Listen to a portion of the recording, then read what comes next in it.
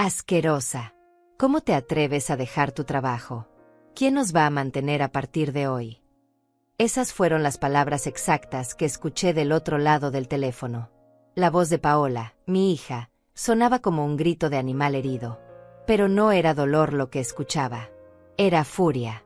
Era desprecio puro. Mi marido también está desempleado. ¿En qué estabas pensando, mamá? ¿Cómo vamos a sobrevivir ahora? Me quedé en silencio, con el teléfono pegado a la oreja, sintiendo como cada palabra caía sobre mí como piedras. No lágrimas. No súplicas. Solo exigencias. Solo rabia porque su fuente de dinero se había secado.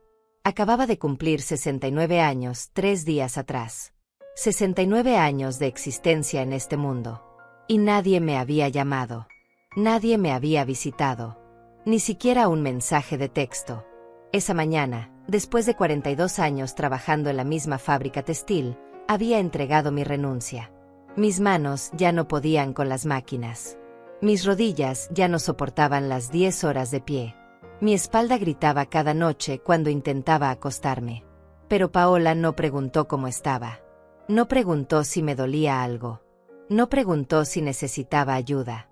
Solo preguntó quién iba a mantenerla a ella. Bloqueaste las tarjetas. Mamá, ¿cómo pudiste hacerme esto? Su voz temblaba, pero no de tristeza. De indignación. Tengo facturas que pagar. Daniel no encuentra trabajo. Los niños necesitan ropa nueva para la escuela. Los niños. Mis nietos. Hacía 6 meses que no los veía. 6 meses desde la última vez que Paola apareció por mi departamento, y solo fue para pedirme que aumentara el límite de la tarjeta de crédito que tenía mi nombre pero que ella usaba libremente. Me senté en la única silla de mi cocina. La mesa estaba vacía. Ni siquiera había preparado café esa mañana. ¿Para qué? No había nadie para quien hacerlo. Paola, intenté decir, pero ella no me dejó terminar. No me vengas con excusas. Siempre has sido egoísta. Siempre pensando solo en ti.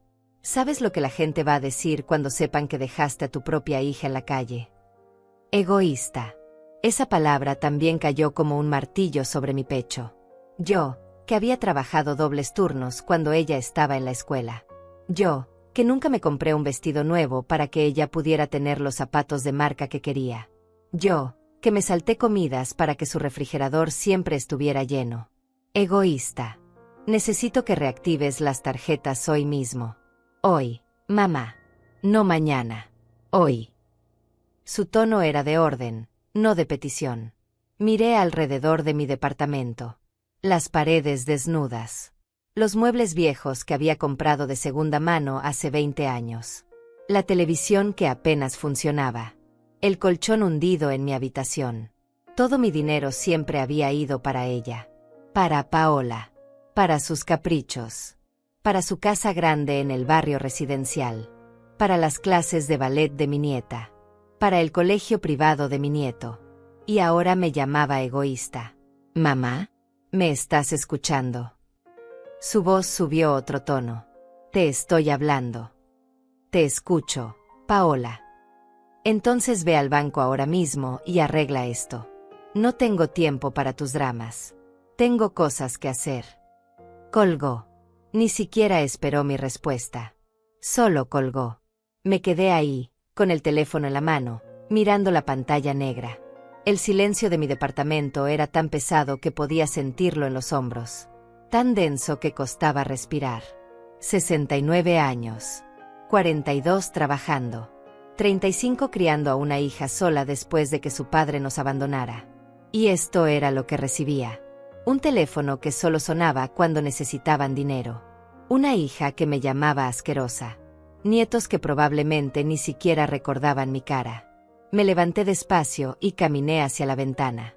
Desde el tercer piso podía ver la calle. La gente pasaba rápido, cada uno con su propia vida, con sus propios problemas. Nadie miraba hacia arriba. Nadie sabía que aquí, en este departamento pequeño y frío, una mujer acababa de entender algo terrible. No era amada. Era útil. Y ahora que ya no era útil, era desechable. Volví a la mesa y vi mi teléfono sobre la superficie rayada. Ningún mensaje. Ninguna llamada perdida aparte de la de Paola.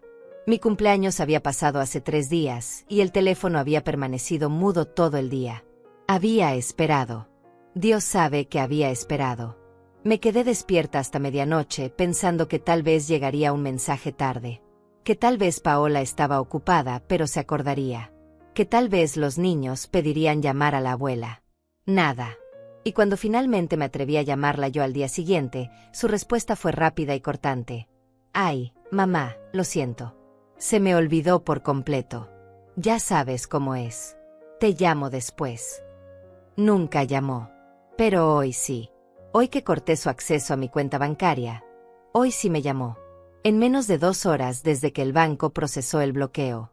Me serví un vaso de agua del grifo. Estaba tibia y tenía un sabor metálico, pero la bebí de todos modos. Mis manos temblaban ligeramente. No de tristeza. Era algo diferente. Algo que no había sentido en mucho tiempo. Era claridad. Por primera vez en décadas, podía ver la situación exactamente como era. Sin excusas. Sin justificaciones. Sin el velo de es mi hija, tiene que quererme aunque no lo demuestre. No me quería. Punto. Y probablemente nunca lo había hecho. Esa noche no pude dormir. Me quedé mirando el techo, escuchando los sonidos de los vecinos a través de las paredes delgadas. Alguien veía televisión. Alguien más discutía. Una pareja reía. Vida. Había vida en todas partes menos aquí. Pensé en todas las veces que Paola había prometido visitarme. El próximo fin de semana, mamá. Te lo prometo.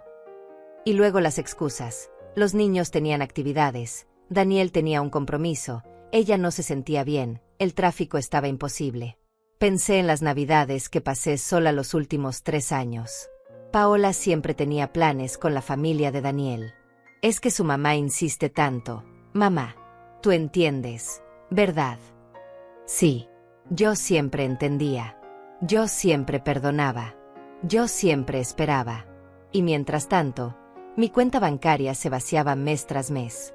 Los cargos en la tarjeta que ella usaba, restaurantes caros, ropa de marca, salones de belleza, juguetes, electrónicos. Nunca para mí. Siempre para ella. Me levanté de la cama cerca de las 4 de la mañana. No tenía sentido seguir intentando dormir. Fui a la cocina y esta vez sí me preparé café. Café barato, del que viene en bolsa, pero café al fin. Me senté de nuevo en mi silla y miré la superficie vacía de la mesa. En otras casas, en otras familias, las mesas tenían fotos. Fotos de nietos, de reuniones, de momentos felices.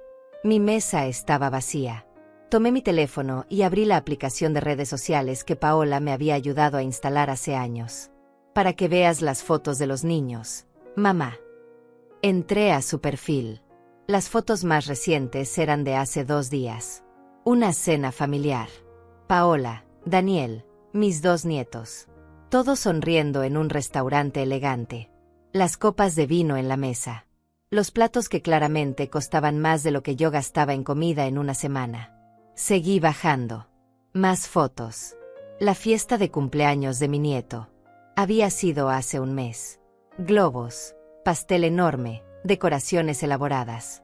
Yo no había sido invitada. Ni siquiera sabía que había sido su cumpleaños hasta que vi las fotos. Más abajo. Las vacaciones en la playa del verano pasado. Todos bronceados y felices. Yo había pagado parte de ese viaje sin saberlo.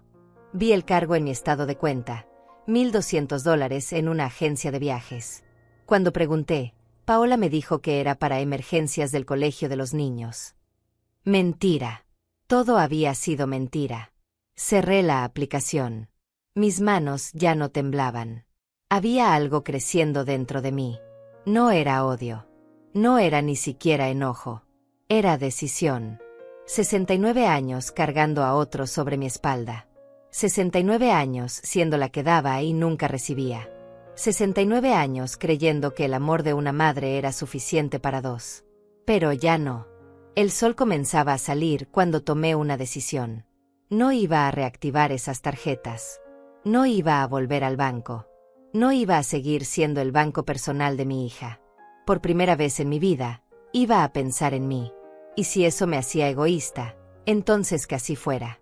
Los días siguientes fueron extraños. Silenciosos de una manera diferente.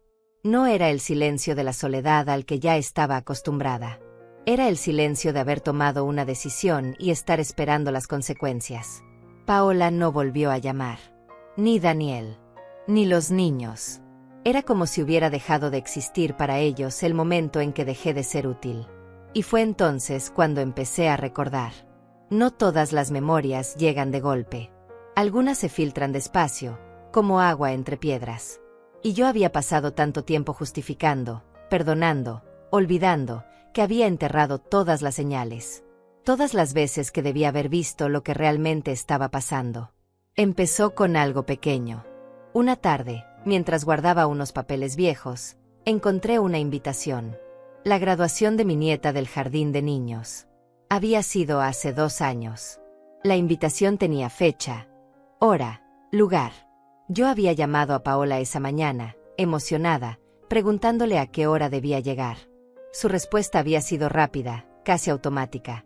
«Ay, mamá, se me olvidó decirte. La cambiaron de fecha. Es el próximo mes. Te aviso». Nunca me avisó. Y yo, como siempre, no insistí. No quería ser la madre pesada. La que molesta. La que exige atención. Pero ahora, sosteniendo esa invitación entre mis manos, recordé algo más. 2 semanas después de esa llamada, había visto fotos en redes sociales. La graduación había sido exactamente el día que decía la invitación. Paola estaba ahí, sonriente, con un vestido nuevo. Daniel cargaba a la niña. Había globos, pastel, otros familiares. Yo no estaba. Y cuando le pregunté por mensaje, su respuesta fue simple. «Ay, mamá, fue todo tan rápido. La niña estaba nerviosa y se nos olvidó avisarte.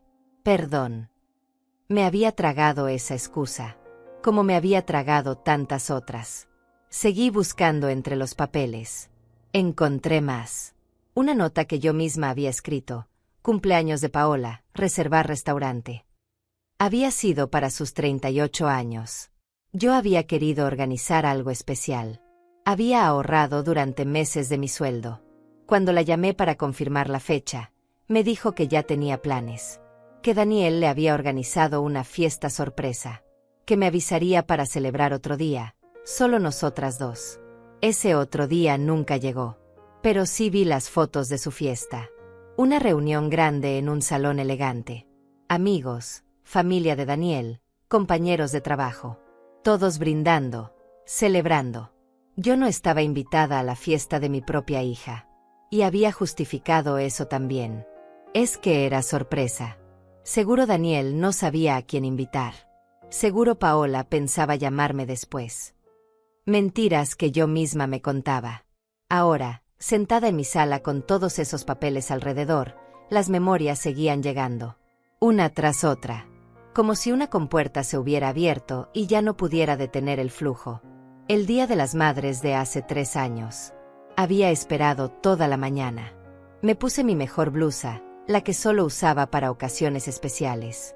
Preparé café y compré pan dulce, pensando que tal vez Paola vendría con los niños. A las 3 de la tarde me atreví a llamarla. «¿Mamá?» «Ah, sí, feliz día. Oye, estamos en casa de la mamá de Daniel. Es que ella insistió tanto en que viniéramos. Ya sabes cómo es. Pero te veo pronto, ¿sí?» Colgué y me quedé mirando el pan dulce sobre la mesa. Nadie vino. Comí sola. El pan sabía a cartón en mi boca.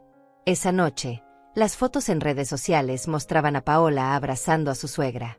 El pie de foto decía, con la mejor suegra del mundo. Gracias por tanto amor. Me pregunté si alguna vez Paola había publicado algo así sobre mí. Entré a su perfil y busqué. Busqué durante 1 hora. Nada. Ni una sola foto mía en los últimos 5 años. Era como si yo no existiera en su vida pública. Pero los cargos en mi tarjeta sí existían. Esos nunca faltaban. Recordé la vez que me enfermé. Había sido hace 1 año y medio. Una gripe fuerte que me dejó en cama durante 1 semana. Vivía sola, no podía levantarme ni para prepararme sopa. Llamé a Paola, con la voz débil, diciéndole que me sentía muy mal. Su respuesta: «Ay, mamá, qué mala suerte. Justo esta semana estoy súper ocupada. ¿No puedes pedirle a alguna vecina que te ayude? Te mando dinero para que pidas comida a domicilio». Nunca mandó el dinero. Y yo me las arreglé sola, como siempre. Pero 3 días después, cuando finalmente pude levantarme, vi en su perfil que había ido a un spa con sus amigas. Día de relajación. Me lo merecía. Las fotos mostraban masajes, jacuzzi, copas de champagne. Mientras yo temblaba de fiebre en mi cama, ella se relajaba en un spa. Y yo lo justifiqué. Pobrecita, también necesita su tiempo. Es una mamá ocupada. Tiene mucho estrés. Siempre encontraba excusas para ella. Nunca para mí. Me levanté y fui a la cocina. Necesitaba agua. Necesitaba aire. Las memorias me estaban ahogando, pero al mismo tiempo, me estaban liberando. Cada recuerdo era una pieza del rompecabezas que finalmente encajaba en su lugar. Volví a la sala y seguí recordando. Las Navidades. Dios. Las Navidades. Cada año yo compraba regalos para todos. Para Paola, para Daniel, para mis nietos. Gastaba lo que no tenía porque quería verlos felices. Quería ser parte de su alegría. Los regalos que yo recibía, si es que recibía alguno, eran cosas que claramente habían comprado a último minuto. Una vez fue un juego de toallas baratas. Otra vez, una caja de chocolates que estaba en oferta, aún tenía la etiqueta de descuento pegada. Pero lo peor no eran los regalos. Era que ni siquiera pasaban la Navidad conmigo. Siempre tenían otros planes. Siempre era solo un ratito. Mamá, tenemos que ir con la otra familia también. Y ese ratito eran 20 minutos. 20 minutos de visita obligada. Los niños ni siquiera se quitaban los abrigos. Paola miraba su teléfono todo el tiempo. Daniel esperaba en el auto. Bueno, mamá, nos tenemos que ir. Gracias por los regalos. Te queremos. Y se iban. Y yo me quedaba sola con mi árbol pequeño y mis adornos viejos, intentando convencerme de que 20 minutos eran suficientes. Pero nunca lo fueron. Abrí uno de los cajones de mi antiguo mueble y saqué mi chequera. Empecé a revisar los talones viejos. Quería ver exactamente cuánto había dado. Cuánto había entregado de mi vida, convertido en números. Los números no mentían. $500 para el depósito del departamento cuando Paola se casó. 1,200 para los muebles. 300 mensuales durante 2 años cuando Daniel perdió su primer trabajo. 800 para la cirugía dental de mi nieto. 2,000 para el enganche del auto de Paola. Y eso sin contar los cargos mensuales de la tarjeta de crédito. Eso sumaban entre $400 y $700 cada mes. Todos los meses. Durante años. Hice cálculos aproximados en una hoja de papel. La cifra me dejó sin aire. Más de $80,000 en los últimos 10 años. $80,000 que yo había trabajado, había sudado, había sufrido para ganar. $80,000 que nunca usé para mí. Que nunca gasté en arreglar mi departamento, en comprarme ropa decente, en tomarme unas vacaciones, en hacerme un chequeo médico completo. $80,000 a cambio de 20 minutos en Navidad y llamadas solo cuando necesitaban más dinero. Me recargué contra el respaldo de la silla. La casa estaba oscureciendo. No había prendido las luces. No quería. La oscuridad se sentía apropiada para lo que estaba descubriendo. No había sido descuido. No había sido que Paola estuviera ocupada. No había sido mala suerte que siempre olvidara las fechas importantes. Había sido intencional. Yo era una fuente de recursos. Un cajero automático. Y como tal, me mantenían a distancia. Lo suficientemente cerca para sacar dinero. Lo suficientemente lejos para no tener que fingir afecto real. Las lágrimas finalmente llegaron. Pero no eran lágrimas de tristeza. Eran lágrimas de rabia. De frustración. De años de negación que se rompían como cristal. ¿Cómo había sido tan ciega? ¿Cómo había permitido esto durante tanto tiempo? Pero conocía la respuesta. La había sabido siempre. Era mi hija. Era lo único que tenía. Y el miedo a perderla, a quedarme completamente sola, me había hecho aceptar migajas. Me había hecho creer que algo era mejor que nada. Pero ahora entendía la verdad. Ya no tenía nada que perder. Porque nunca había tenido nada real. Solo la ilusión de una familia. Solo la fantasía de que algún día ella cambiaría. De que algún día me amaría como yo la amaba a ella. Esa noche tampoco dormí bien. Pero esta vez era diferente. No era tristeza lo que me mantenía despierta. Era determinación. Algo estaba cambiando dentro de mí. Algo que había estado dormido durante décadas, finalmente estaba despertando. No sabía qué iba a hacer exactamente. Pero sabía que no iba a seguir siendo invisible. No iba a seguir siendo usada. 69 años era demasiado tiempo viviendo para otros. Tal vez era hora de vivir para mí. Pasó una semana completa sin que Paola llamara. 7 días de silencio absoluto. Y ese silencio me decía más que 1000 palabras. No estaba preocupada por mí. No estaba preguntándose si estaba bien, si necesitaba algo, si me sentía enferma. Solo estaba castigándome con su ausencia. Esperando que el silencio me quebrara. Que me hiciera correr de vuelta al banco a reactivar esas tarjetas. Pero algo extraño estaba pasando. Mientras más días pasaban, más clara veía todo. Era como si me hubieran quitado una venda de los ojos y ahora el mundo se veía diferente. Más nítido. Más real. Me descubrí observando todo con nuevos ojos. Las paredes de mi departamento. Los muebles que había comprado hace 20 años y nunca reemplacé porque cada centavo extra iba para Paola. La ropa en mi armario, toda vieja, descolorida, fuera de moda. Los zapatos con las suelas gastadas que había reparado 3 veces porque no quería gastar en unos nuevos. Todo esto mientras mi hija publicaba fotos con bolsos de marca y vestidos nuevos cada mes. Una mañana, mientras tomaba café, mi teléfono sonó. El corazón me dio un vuelco. Tal vez era Paola. Tal vez finalmente había reflexionado. Tal vez iba a disculparse. Pero no era ella. Era un número desconocido. Dudé antes de contestar. Casi nunca recibía llamadas de números que no conocía. Hola. Señora Alma Rodríguez. Era una voz de hombre. Formal. Seria. Sí, soy yo. Buenos días, señora. Habla el licenciado Esteban Mesa. Soy abogado. Necesito hablar con usted sobre un asunto importante. ¿Podríamos encontrarnos? Se me heló la sangre. Un abogado. ¿Paola me estaba demandando? ¿Era posible que llegara a tanto? ¿De qué se trata? Mi voz sonó más firme de lo que me sentía. Preferiría hablar en persona, si no le molesta. Es sobre una herencia.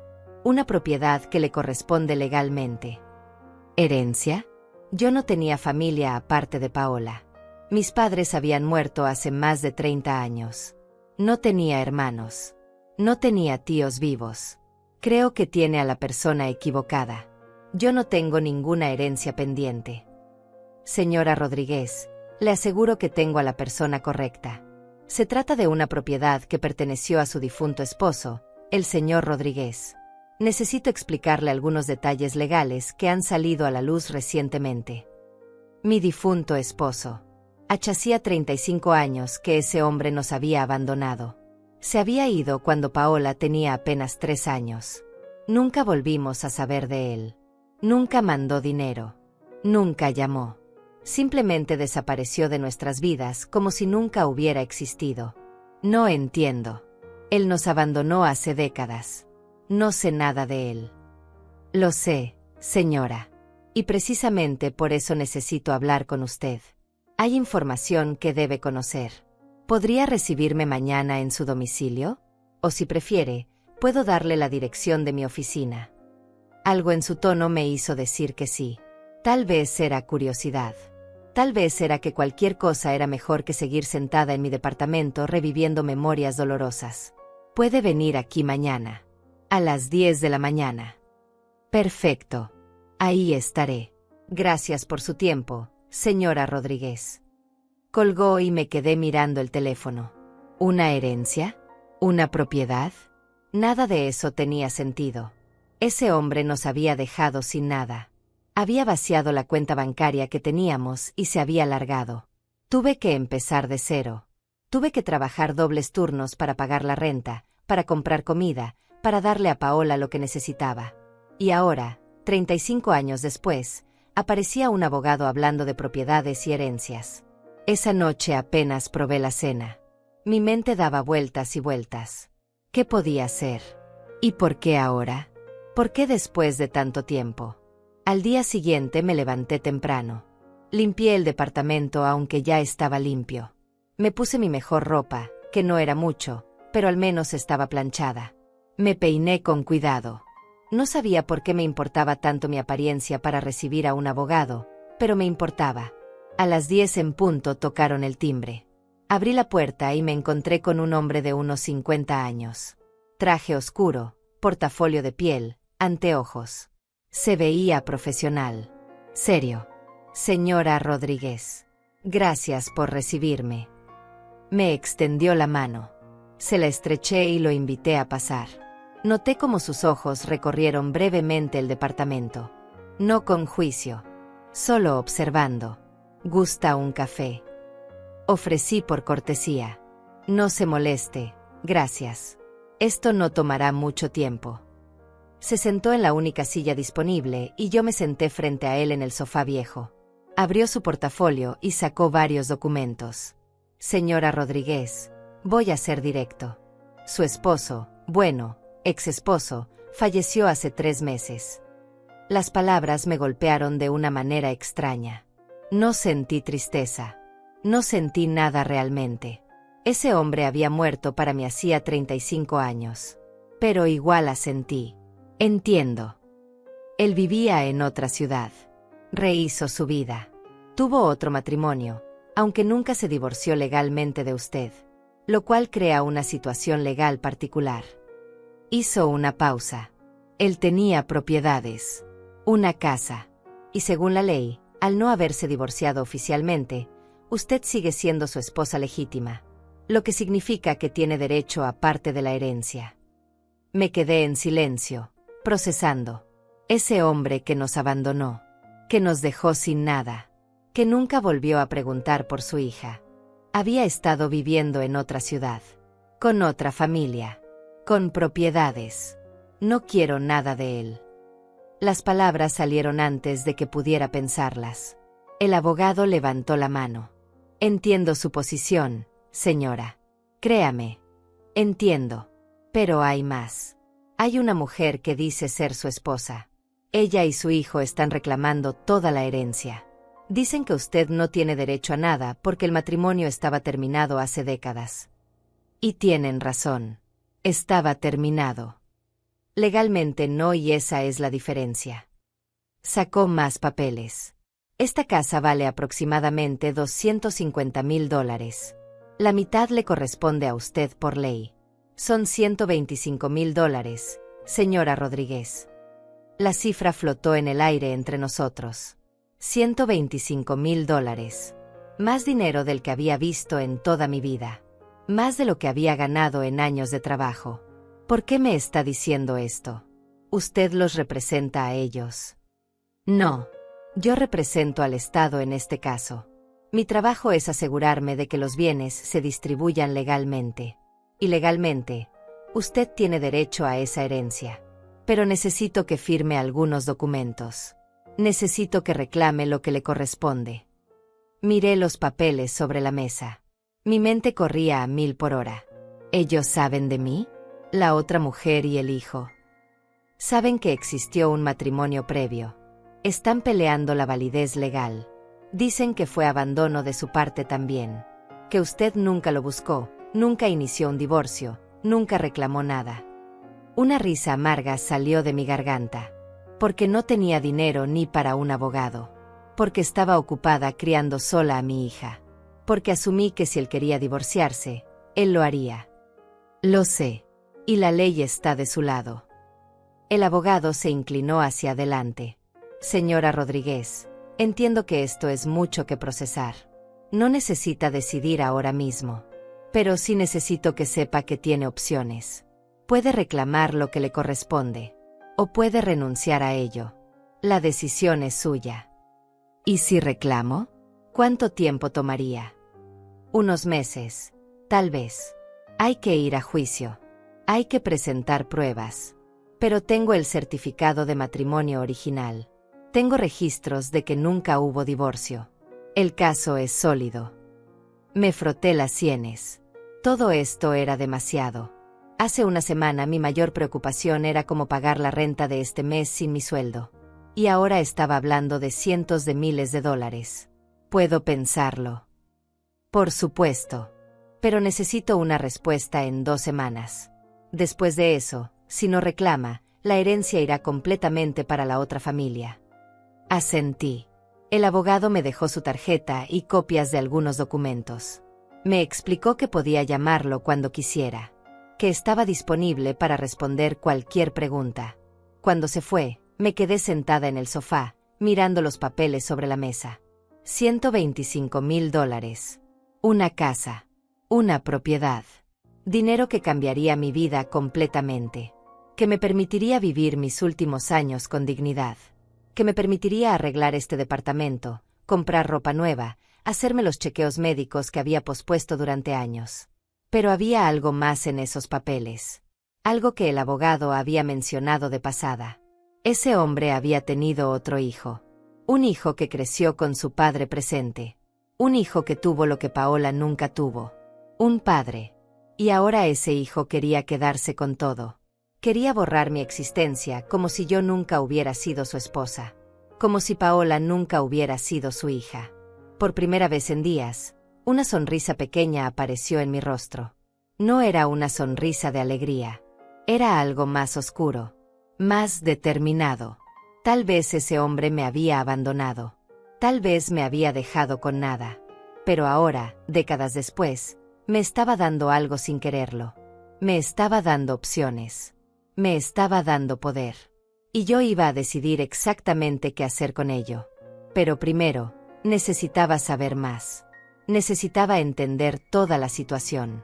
Necesitaba las respuestas que el abogado no me había dado todavía. Tomé mi teléfono y marqué el número de la tarjeta. Licenciado Mesa, soy Alma Rodríguez. Tengo algunas preguntas más. Por supuesto, señora. Dígame. Quiero saber todo. Quiero saber dónde vivía. Quiero saber cómo era su vida. Quiero saber si alguna vez mencionó a Paola. Si alguna vez preguntó por ella. Hubo un silencio breve. Puedo conseguir esa información. ¿Está segura de que quiere saberlo? Completamente segura. Está bien.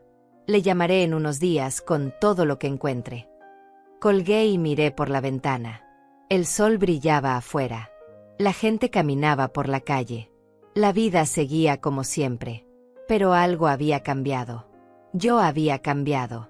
Durante 35 años había sido una víctima. Del abandono de ese hombre. De la indiferencia de mi hija. De mi propia incapacidad de ponerme primero. Pero ya no. Ahora tenía información. Tenía opciones. Y por primera vez en mucho tiempo, tenía control. No sabía exactamente qué iba a hacer con todo esto. Pero sí sabía una cosa con certeza absoluta. Ya no iba a ser invisible. Ya no iba a aceptar migajas. Ya no iba a quedarme callada. Los siguientes días iban a ser interesantes. Muy interesantes. El licenciado Mesa me llamó exactamente 4 días después, tal como había prometido, y su voz sonaba diferente esta vez. Más cuidadosa, como si estuviera eligiendo cada palabra con precaución antes de decirla, porque sabía que lo que tenía que contarme iba a dolerme de maneras que tal vez ni yo misma podía anticipar todavía. Me pidió que nos viéramos de nuevo en mi departamento porque la información que había recopilado era extensa y prefería explicármela en persona, con todos los documentos a la vista, y yo acepté aunque una parte de mí tenía miedo de lo que estaba por descubrir, porque a veces la verdad duele más que la mentira, pero ya había llegado demasiado lejos como para retroceder ahora. Cuando llegó esa tarde, traía consigo una carpeta mucho más gruesa que la anterior, llena de papeles, fotografías, registros oficiales, y se sentó frente a mí con una expresión que mezclaba profesionalismo con algo parecido a la compasión genuina. Me explicó que mi ex esposo, Ese hombre que nos había abandonado cuando Paola apenas empezaba a caminar, se había mudado a una ciudad a solo 3 horas de distancia, no al otro lado del país como yo siempre había asumido, sino lo suficientemente cerca como para haber vuelto si hubiera querido. Lo suficientemente cerca como para haber buscado a su hija si le hubiera importado, aunque fuera un poco. Había conocido a otra mujer apenas 6 meses después de dejarnos, se había casado con ella en una ceremonia civil que legalmente no tenía validez porque nunca se divorció de mí, y habían tenido un hijo que ahora tenía 33 años, un hombre adulto que había crecido con todo lo que Paola nunca tuvo, con un padre presente en cada cumpleaños, en cada graduación, en cada momento importante de su vida. El abogado sacó fotografías de la carpeta y las colocó sobre la mesa frente a mí, y yo las miré sintiendo como algo se retorcía dentro de mi pecho, porque ahí estaba él, ese hombre que yo había amado tanto tiempo atrás, envejecido pero reconocible, sonriendo en fotos familiares, abrazando a su otro hijo, posando frente a una casa grande y bonita con jardín, viviendo la vida que debió haber vivido con nosotras.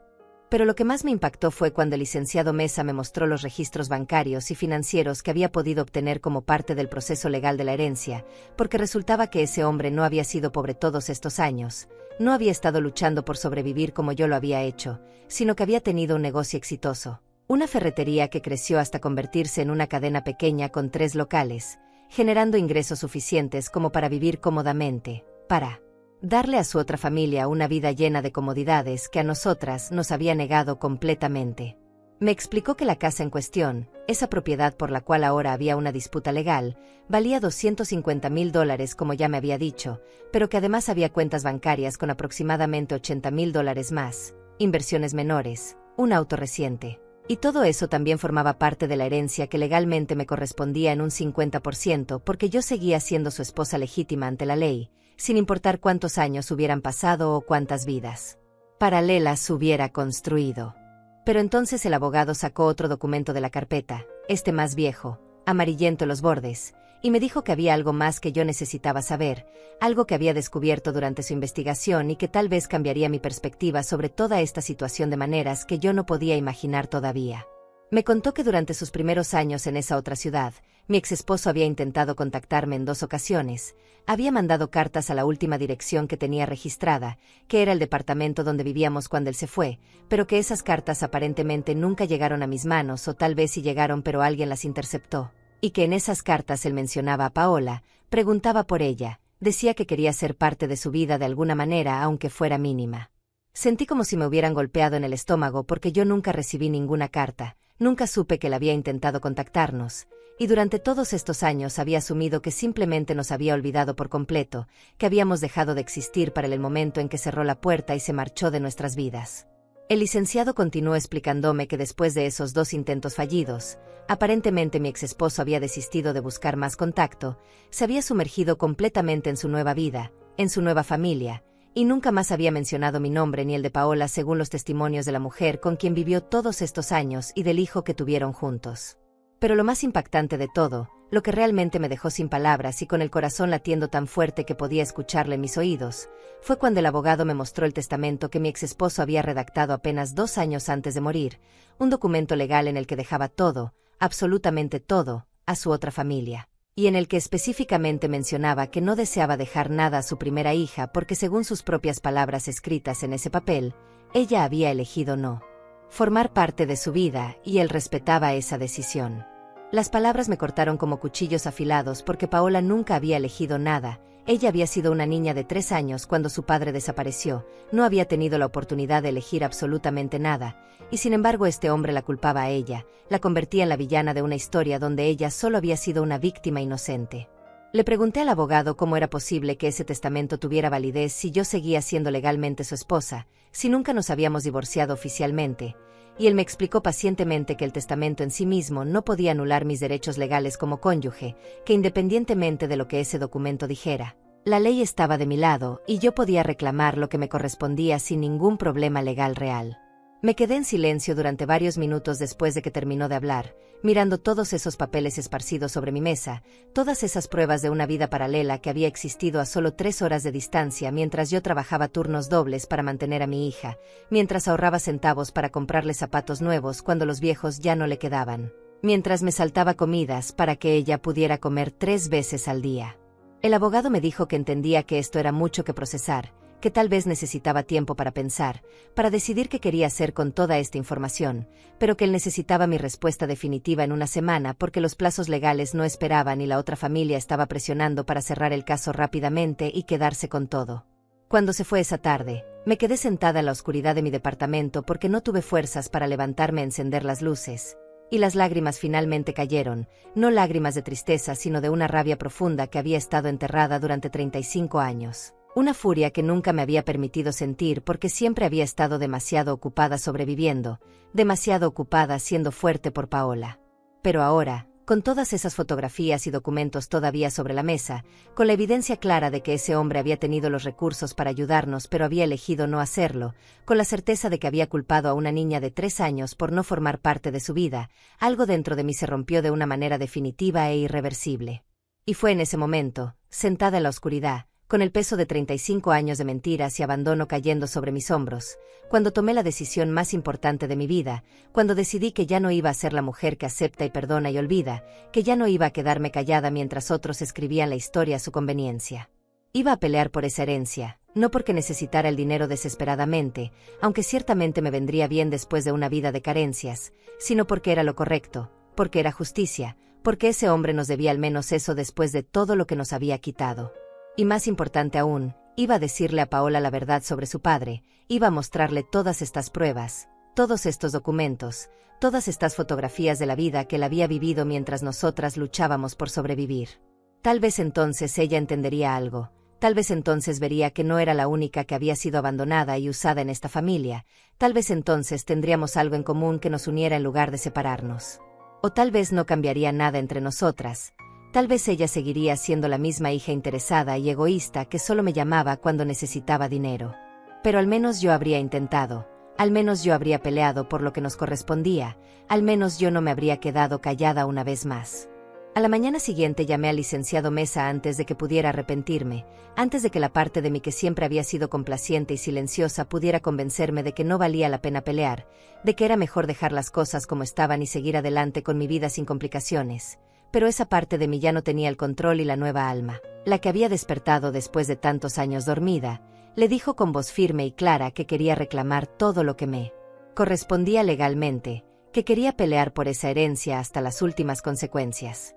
El abogado pareció complacido con mi decisión y me explicó que necesitaríamos empezar a reunir toda la documentación necesaria para construir un caso sólido, que aunque la ley estaba de mi lado, la otra familia no iba a rendirse fácilmente y probablemente intentarían atacar la validez de mi matrimonio argumentando abandono mutuo o cualquier otra estrategia legal que sus abogados pudieran encontrar para despojarme de lo que me correspondía.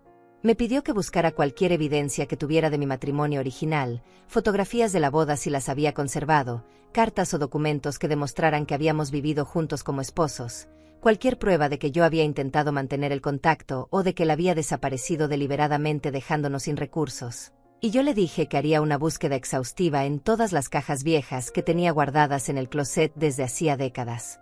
Pasé los siguientes 3 días revisando cada rincón de mi departamento, sacando cajas polvorientas llenas de recuerdos que había evitado mirar durante años porque dolían demasiado, porque me recordaban todo lo que había perdido, todo lo que nunca tuve, y encontré más de lo que esperaba. Encontré fotografías de nuestra boda en las que ambos sonreíamos con esa inocencia de quienes todavía creen que el amor es suficiente para construir una vida juntos.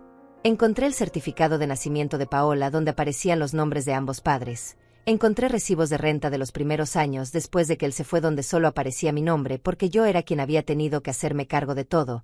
Encontré incluso una carta que le había escrito pero nunca envié. Una carta llena de dolor y súplicas preguntándole por qué nos había abandonado, por qué había elegido irse sin dar explicaciones, por qué no le importaba su hija. Llevé todo eso al despacho del licenciado Mesa y él revisó cada documento con cuidado meticuloso, tomando notas, haciendo copias, organizando todo en carpetas etiquetadas, y me dijo que esto era exactamente lo que necesitábamos, que con esta evidencia más los registros oficiales que él ya había conseguido, teníamos un caso extremadamente sólido que ningún juez podría ignorar fácilmente. Me explicó también que necesitaba prepararme mentalmente para lo que vendría después, porque el proceso legal no sería rápido ni sencillo, porque la otra familia probablemente intentaría desacreditarme de cualquier manera posible, porque tendrían que interrogarme sobre mi vida, sobre mi matrimonio, sobre los años posteriores al abandono. y que algunas de esas preguntas serían incómodas y dolorosas de responder. Pero yo le dije que estaba lista para lo que fuera necesario, que después de haber sobrevivido a 35 años de soledad y sacrificio, después de haber criado sola una hija que ahora apenas me dirigía la palabra, después de haber trabajado hasta destrozarme el cuerpo para darle a otros lo que yo nunca tuve, un interrogatorio legal no me asustaba en absoluto. El licenciado entonces sacó otro sobre de su escritorio y me dijo que había algo más que necesitaba mostrarme, algo que había descubierto durante su investigación adicional y que tal vez me interesaría saber, aunque no estaba seguro de si esta información ayudaría o complicaría más las cosas desde un punto de vista emocional.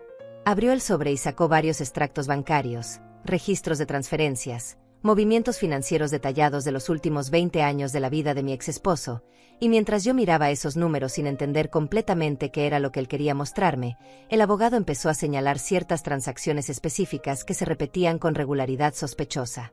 Me explicó que había encontrado evidencia de que mi exesposo había estado pagando la educación universitaria completa de su otro hijo, había financiado la compra del primer auto de ese muchacho, había dado el enganche para su primer departamento, había invertido en el negocio pequeño que el chico había intentado abrir y que eventualmente fracasó, y que en total había gastado aproximadamente $150,000 en su otro hijo durante las últimas 2 décadas.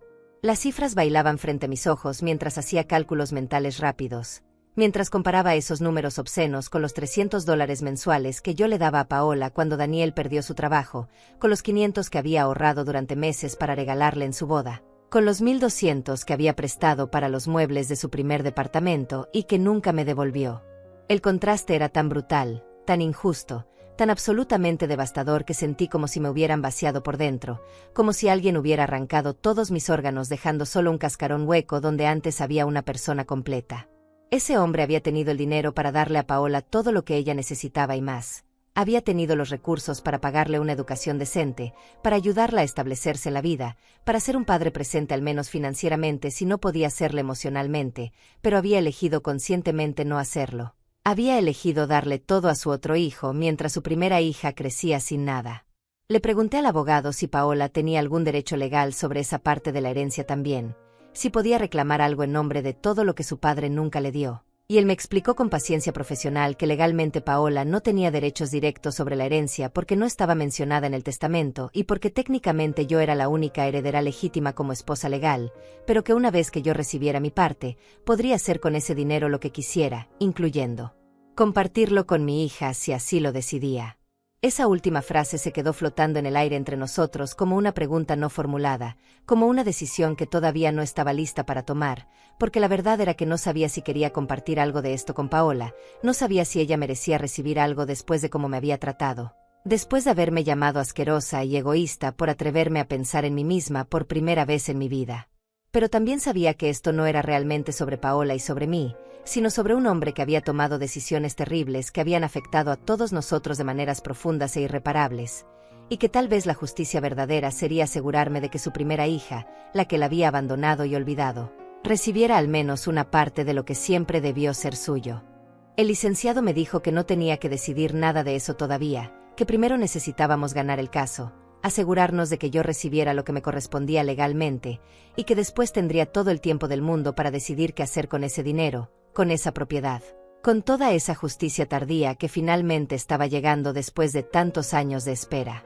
Salí de su oficina esa tarde con la cabeza dándome vueltas, con tantos pensamientos y emociones contradictorias que no sabía cómo procesarlos todos al mismo tiempo, y mientras caminaba de regreso a mi departamento por las calles que conocía de memoria después de tantos años viviendo en el mismo lugar, me di cuenta de que estaba sonriendo a pesar de todo.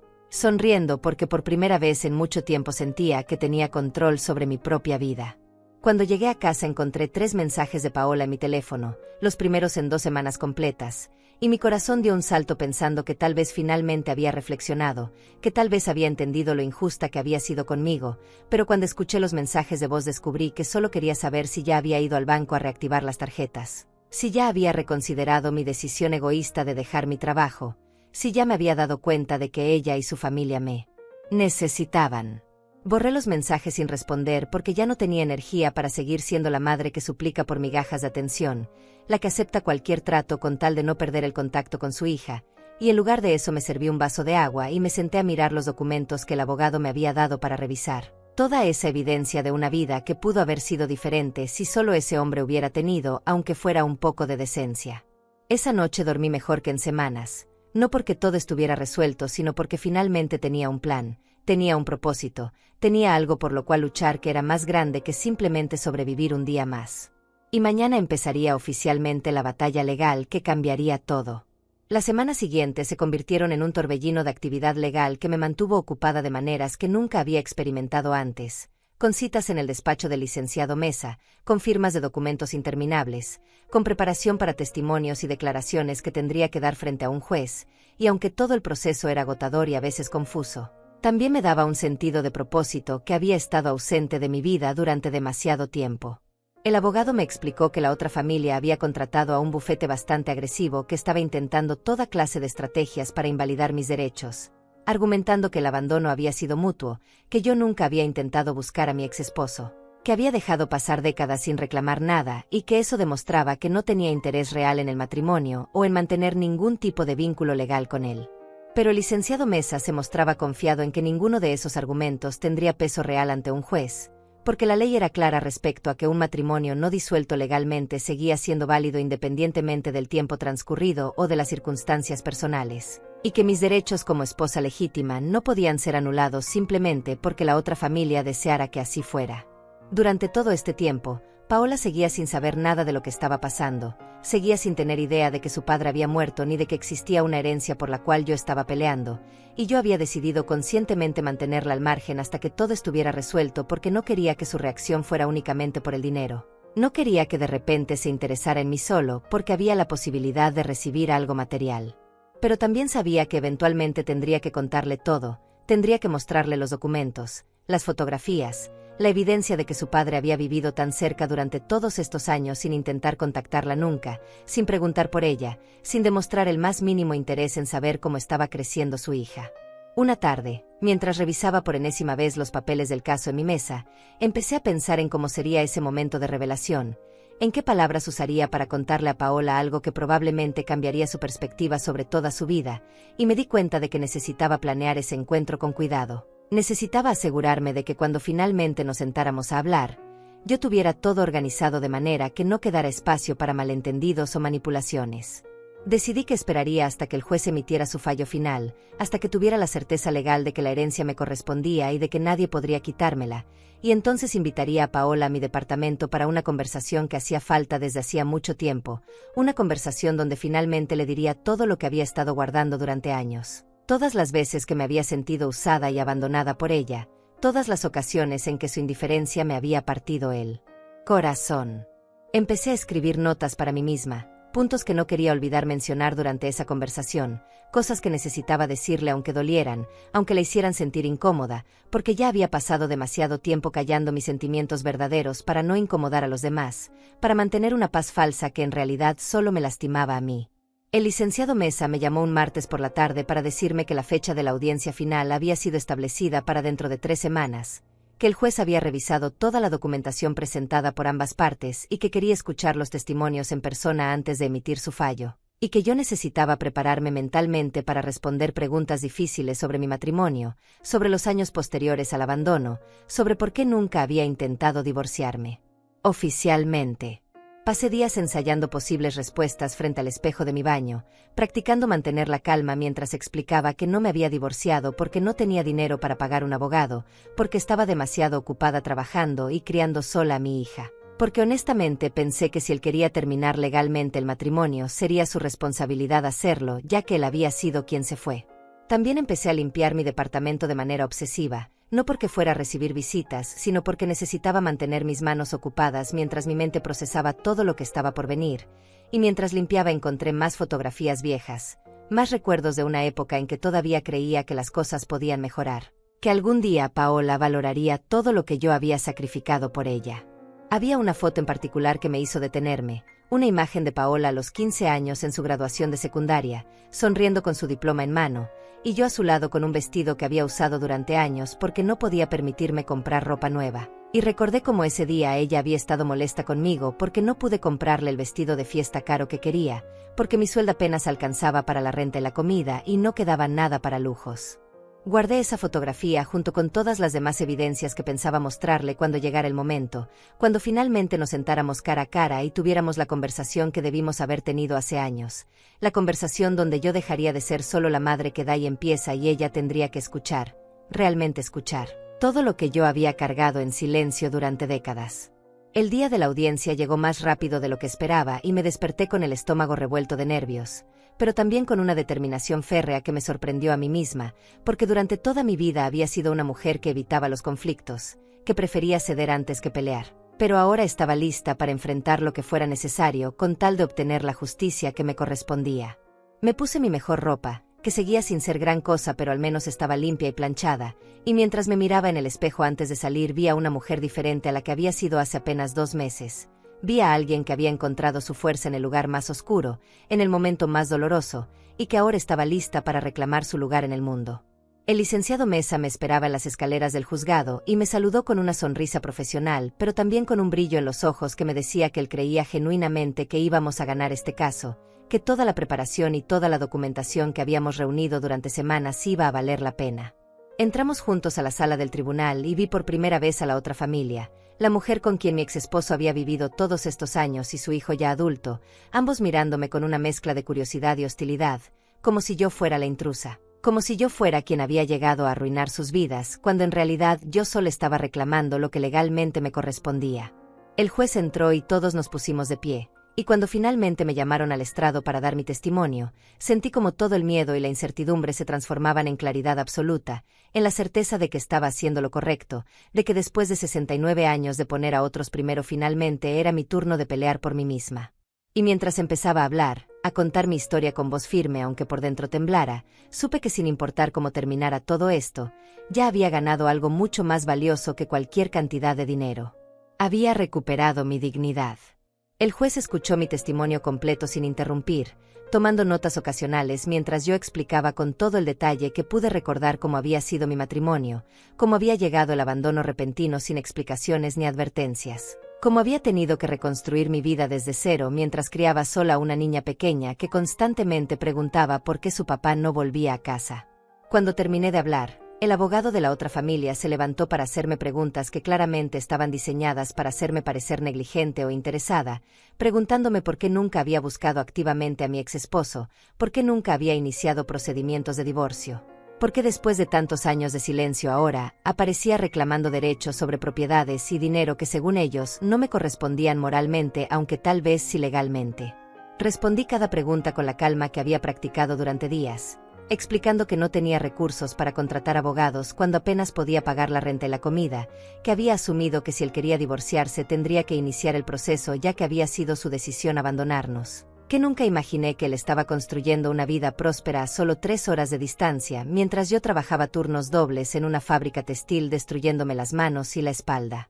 El abogado intentó insinuar que mi aparición ahora era conveniente y calculada, que tal vez había sabido de la muerte de mi exesposo y había visto una oportunidad de enriquecerme, pero el licenciado Mesa intervino inmediatamente presentando evidencia de que yo había sido contactada por las autoridades como parte del proceso legal estándar de liquidación de herencias, que no había buscado activamente esta situación, sino que había sido informada de mis derechos legales por obligación del sistema judicial. Luego fue el turno de la otra mujer de testificar y mientras la escuchaba hablar sobre los años que había pasado con mi exesposo, sobre la vida que habían construido juntos, sobre el hijo que habían criado, sentí una mezcla extraña de emociones que no podía definir completamente, porque por un lado había rabia de que ella hubiera tenido todo lo que yo debí tener, pero por otro lado también había algo parecido a la lástima porque ella también había sido engañada, había vivido creyendo que estaba en un matrimonio legítimo cuando en realidad técnicamente era la otra mujer aunque ella no lo supiera. Ella lloró mientras hablaba de cómo mi exesposo nunca le había mencionado que tenía una hija de un matrimonio anterior, de cómo había descubierto mi existencia solo después de su muerte cuando empezaron a revisar los documentos legales, de cómo se sentía traicionada y confundida por haber construido su vida entera sobre una mentira que la había mantenido cuidadosamente oculta durante décadas. El hijo también testificó y su hostilidad hacia mí era palpable en cada palabra que pronunciaba, culpándome de querer robar lo que según él era legítimamente suyo, lo que su padre había trabajado para construir y dejarle a él, sin entender o sin querer entender que ese mismo padre había abandonado a otra familia, a otra hija, sin darles absolutamente nada durante todos esos años. El juez escuchó todos los testimonios, revisó toda la documentación presentada por ambas partes, los registros de matrimonio, los certificados, los extractos bancarios, las fotografías, cada pieza de evidencia que habíamos recopilado durante semanas, y finalmente anunció que necesitaba tiempo para deliberar y que emitiría su fallo por escrito en un plazo de 2 semanas. Salimos del juzgado agotados emocionalmente y el licenciado Mesa me dijo que había ido muy bien, que mi testimonio había sido convincente y coherente, que la evidencia documental era irrefutable y que estaba confiado en que obtendríamos un fallo favorable, pero que teníamos que ser pacientes y esperar a que el sistema judicial siguiera su curso. Las 2 semanas siguientes fueron las más largas de mi vida, cada día arrastrándose con una lentitud insoportable mientras yo intentaba mantenerme ocupada con tareas domésticas y evitaba pensar demasiado en todas las posibilidades, en lo que haría si ganaba, en lo que significaría si perdía, en cómo cambiaría mi vida independientemente del resultado. Finalmente llegó la llamada del licenciado Mesa un viernes por la tarde y su voz sonaba diferente, emocionada pero profesional, y me dijo que habíamos ganado, que el juez había fallado completamente a mi favor reconociendo mi derecho legítimo como esposa legal a la mitad de todos los bienes de mi exesposo, incluyendo la casa, las cuentas bancarias, las inversiones, todo. Me explicó que el fallo incluía un análisis detallado de cómo la ley de matrimonio funcionaba en estos casos, de cómo un matrimonio no disuelto seguía siendo válido independientemente de las circunstancias personales o del tiempo transcurrido, y de cómo la otra familia tendría que aceptar la división de bienes según lo establecido legalmente, aunque no les gustara moralmente. Los números que me dio me hicieron sentir mareada porque estábamos hablando de aproximadamente $165,000 entre la mitad del valor de la casa, la mitad de las cuentas bancarias y otros activos menores, una cantidad de dinero que representaba más de lo que yo había ganado en toda mi vida de trabajo, más de lo que jamás había soñado con tener. Pero más allá del dinero, lo que realmente me impactó fue la sensación de justicia, de que finalmente después de 35 años de cargar sola con todo el peso del abandono, alguien había reconocido oficialmente que lo que me había pasado estaba mal, que yo tenía derecho a algo mejor, que mi sufrimiento y mi sacrificio no habían sido invisibles después de todo. El licenciado me explicó que el proceso de liquidación tomaría algunos meses más porque había que vender la casa y distribuir los activos según lo ordenado por el juez, pero que todo estaba encaminado y que yo debía empezar a pensar en qué quería hacer con ese dinero una vez que estuviera en mis manos.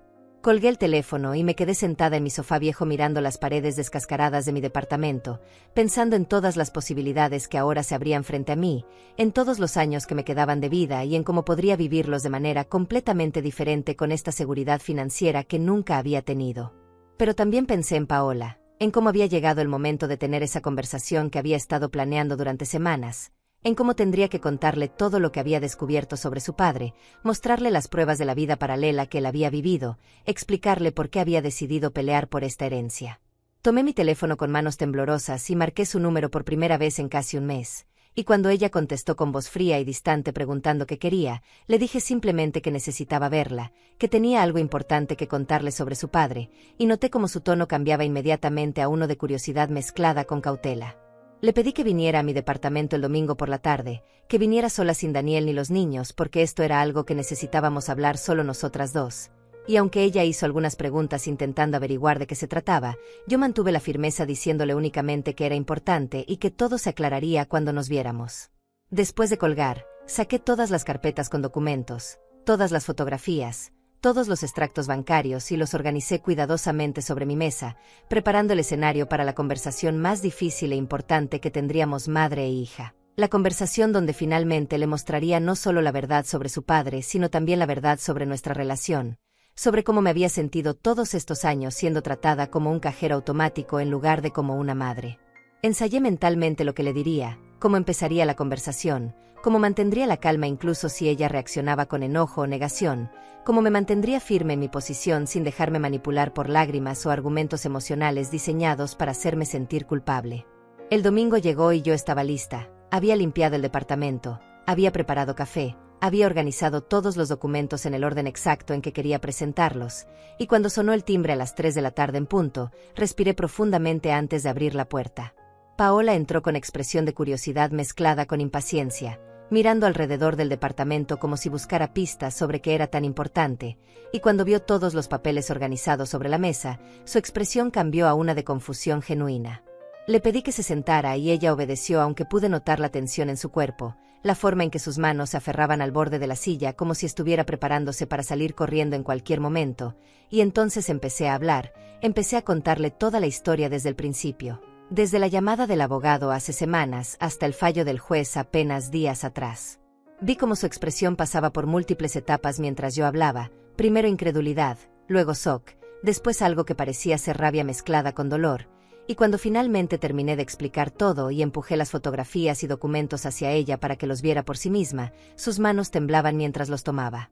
Paola miró las fotografías durante lo que pareció una eternidad, sus ojos recorriendo cada imagen de ese hombre que era su padre pero que nunca había conocido realmente, ese hombre que aparecía sonriente en fotos familiares con otra mujer, con otro hijo, viviendo una vida completa y próspera mientras ella crecía preguntándose por qué no había sido suficiente para que él se quedara. Las lágrimas empezaron a caer por sus mejillas sin que ella pareciera notarlas, completamente absorta en esos documentos que demostraban cuánto dinero había gastado en su otro hijo, en la educación universitaria que le había pagado, en el auto que le había regalado, en todas las oportunidades que le había dado mientras a ella no le había dejado absolutamente nada excepto la ausencia y las preguntas sin respuesta. Cuando finalmente habló, su voz sonaba quebrada de una manera que nunca le había escuchado antes, despojada de toda la arrogancia y el desdén con que me había tratado durante los últimos años, y me preguntó por qué él había hecho eso, por qué las había abandonado si aparentemente tenía los recursos para cuidar de ambas familias, por qué había elegido borrarlas completamente de su vida. Le dije con toda la honestidad que pude reunir que no tenía respuestas para esas preguntas, porque yo misma me las había hecho durante 35 años sin encontrar ninguna explicación que tuviera sentido, que algunas personas simplemente eligen el camino más fácil sin importarles el daño que dejan atrás, que su padre había sido un cobarde que prefirió empezar de nuevo antes que enfrentar sus responsabilidades. Paola dejó caer los papeles sobre la mesa y se cubrió el rostro con las manos, sus hombros temblando con sollozos que parecían venir desde lo más profundo de su ser, y por un momento sentí el impulso de levantarme y abrazarla como había hecho tantas veces cuando era niña y algo la lastimaba. Pero me quedé quieta en mi silla porque sabía que todavía había más que necesitaba decir.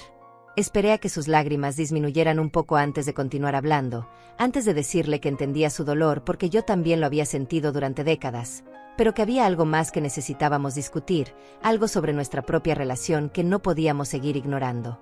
Le dije con voz firme pero sin crueldad que durante todos estos años yo había intentado compensar la ausencia de su padre siendo tanto madre como padre para ella, dándole todo lo que tenía incluso cuando eso significaba que yo no tenía nada, trabajando hasta destruir mi cuerpo para que ella pudiera tener las cosas que quería, y que en algún punto del camino nuestra relación se había convertido en algo que me lastimaba profundamente.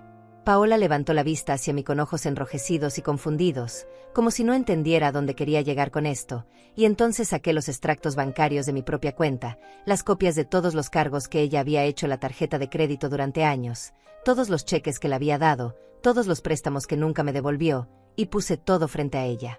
Le mostré los números. Le hice ver que en los últimos 10 años le había dado más de $80,000 de mi propio sueldo miserable, dinero que yo había sudado y sufrido para ganar en esa fábrica textil que me dejaba con las manos adoloridas y la espalda destrozada, dinero que nunca usé para mejorar mi propia vida porque siempre estaba pensando en ella primero. Le recordé todas las veces que había cancelado visitas, todas las ocasiones especiales que había pasado sola mientras ella celebraba con la familia de Daniel, todos los cumpleaños olvidados y las promesas rotas, y le pregunté si alguna vez había pensado en mí como algo más que una fuente de dinero, si alguna vez había considerado que yo también tenía sentimientos y necesidades. Paola me miraba con una expresión que mezclaba shock con algo que parecía ser vergüenza genuina, y cuando intentó hablar para defenderse o explicarse, le pedí que solo escuchara porque había guardado estas palabras durante demasiado tiempo y necesitaba sacarlas todas antes de que perdiera el valor. Le dije que cuando me había llamado hace semanas gritándome y llamándome asquerosa por atreverme a bloquear las tarjetas y dejar mi trabajo, algo dentro de mí se había roto de manera irreparable, que esa llamada me había abierto los ojos a una verdad que había estado negando durante años, la verdad de que ella no me amaba, solo me necesitaba mientras yo fuera útil. Las lágrimas volvieron a sus ojos, pero esta vez no eran solo de tristeza por su padre, sino también de algo más. Tal vez de reconocimiento doloroso de que mis palabras tenían fundamento, que había tratado a su propia madre con un desdén y una indiferencia que no merecía nadie. Le conté sobre las noches que había pasado sola en este departamento frío y vacío, sobre las veces que había visto sus publicaciones en redes sociales, celebrando con amigos y familia mientras yo esperaba una llamada que nunca llegaba, sobre el cumpleaños número 69 que pasé completamente olvidada hasta que necesitó algo de mí. Paola finalmente habló con voz temblorosa diciéndome que no se había dado cuenta, que había estado tan absorta en su propia vida y sus propios problemas que nunca había considerado realmente cómo me sentía yo, que había dado por sentado que yo siempre estaría ahí sin importar cómo la tratara porque eso es lo que las madres hacen. Le respondí que sí, eso es lo que las madres hacen, dan amor incondicional a sus hijos, pero que el amor de una madre no significa que tenga que aceptar ser tratada sin respeto o dignidad, que incluso las madres merecen ser valoradas y apreciadas y no solo usadas. Hubo un silencio largo y pesado entre nosotras, lleno de años de dolor no expresado, de resentimientos acumulados, de oportunidades perdidas para tener conversaciones honestas antes de que las cosas llegaran a este punto de ruptura casi total. Entonces le dije algo que había estado pensando durante días. Algo que sabía que la sorprendería pero que necesitaba decir de todas formas. Le dije que había decidido darle la mitad de la herencia que me correspondía, aproximadamente $80,000. No porque ella lo mereciera después de cómo me había tratado, sino porque era lo que su padre debió haberle dado cuando estaba vivo.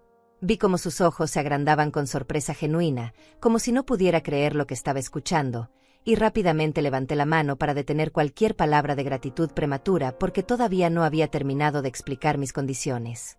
Le dije que ese dinero venía con la expectativa de que nuestra relación cambiara completamente, de que si quería ser parte de mi vida de ahora en adelante tendría que demostrarme con acciones y no solo con palabras que me valoraba como persona y no solo como fuente de recursos, que necesitaba verla hacer un esfuerzo real por incluirme en su vida de maneras significativas.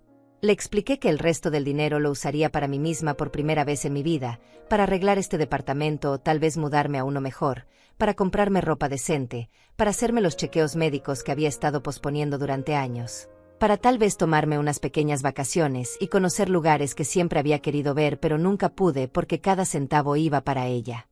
Paola asintió lentamente mientras más lágrimas caían por su rostro, y esta vez cuando habló su voz sonaba diferente, más pequeña, más vulnerable. Me dijo que lo sentía, que sentía no haber sido la hija que yo merecía, que sentía haber dado por sentado todo lo que había hecho por ella durante tantos años.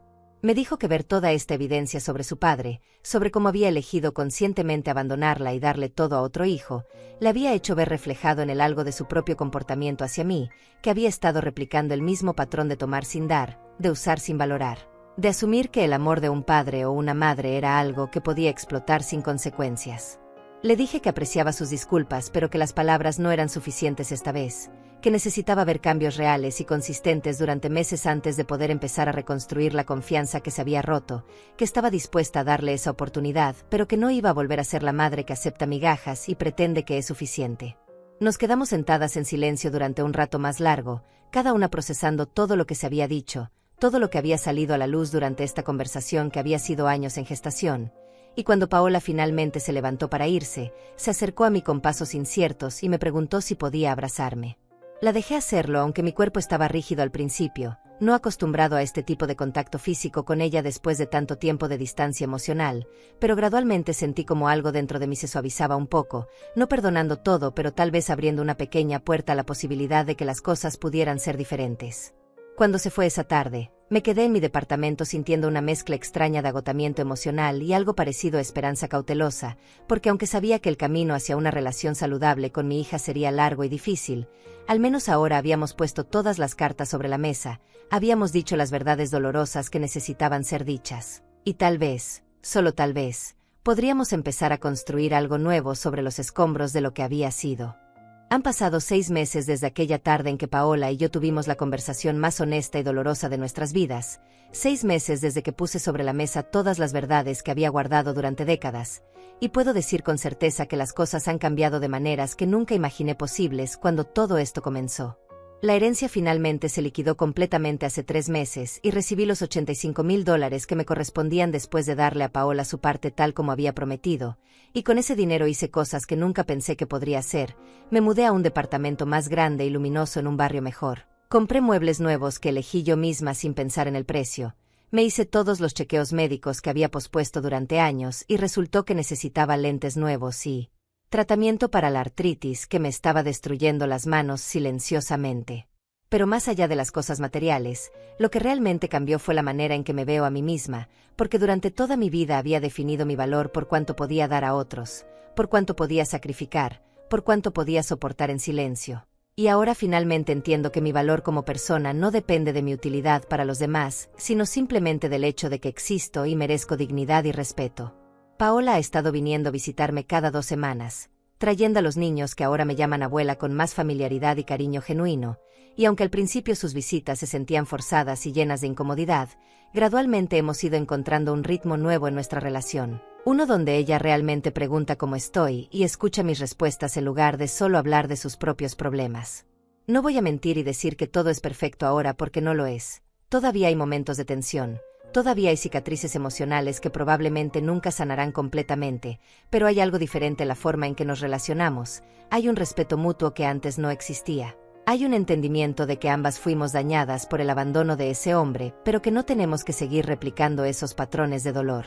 Ella usó su parte de la herencia para pagar deudas y hacer algunos arreglos necesarios en su casa, y aunque sé que Daniel todavía no ha encontrado trabajo estable, Paola ha empezado a buscar empleo por su cuenta en lugar de asumir que yo debería mantenerlos, lo cual veo como un paso importante hacia su propia independencia y madurez. A veces pienso en mi exesposo, en ese hombre que tomó decisiones tan terribles que afectaron a tantas personas de maneras que él probablemente nunca consideró completamente, y me pregunto si alguna vez se arrepintió, si alguna vez pensó en la hija que abandonó, si alguna vez sintió aunque fuera un poco de culpa por todo el dolor que causó. Pero luego me doy cuenta de que esas preguntas ya no me quitan el sueño como antes, porque he aprendido que no puedo controlar las acciones de otros ni encontrar sentido a decisiones que nunca tuvieron lógica real. Lo único que puedo controlar es mi propia vida, mis propias elecciones, la manera en que decido vivir los años que me quedan. He empezado a hacer cosas solo para mí, pequeñas cosas que me dan alegría sin ningún otro propósito que mi propio disfrute, como tomar clases de tejido en el centro comunitario cerca de mi nuevo departamento donde he conocido a otras mujeres de mi edad con historias similares de sacrificio y redescubrimiento. O caminar por el parque cada mañana simplemente porque me gusta sentir el sol en la cara y escuchar los pájaros.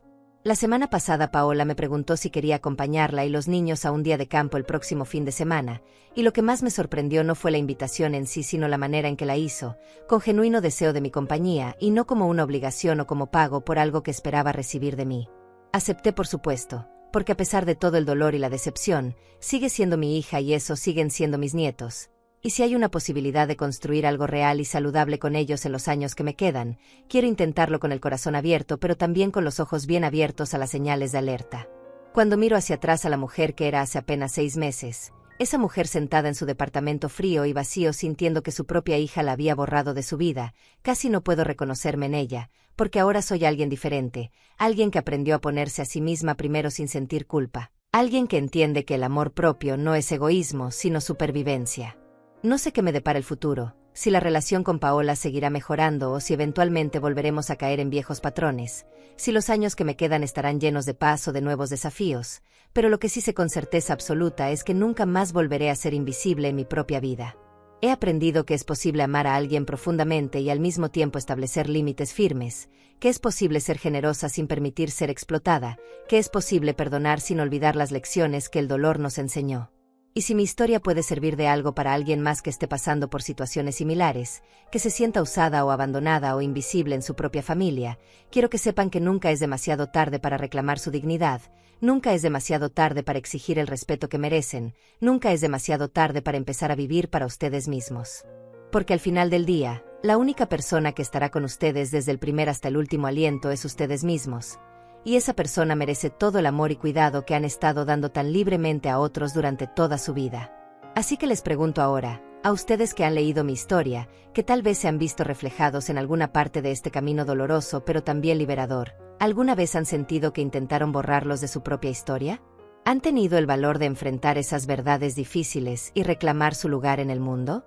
Porque si yo pude hacerlo a los 69 años, después de toda una vida de silencio, ustedes también pueden, sin importar la edad que tengan o cuánto tiempo hayan pasado aceptando menos de lo que merecen. La vida es demasiado corta para vivirla siendo invisible, y todos merecemos ser vistos, valorados y amados genuinamente.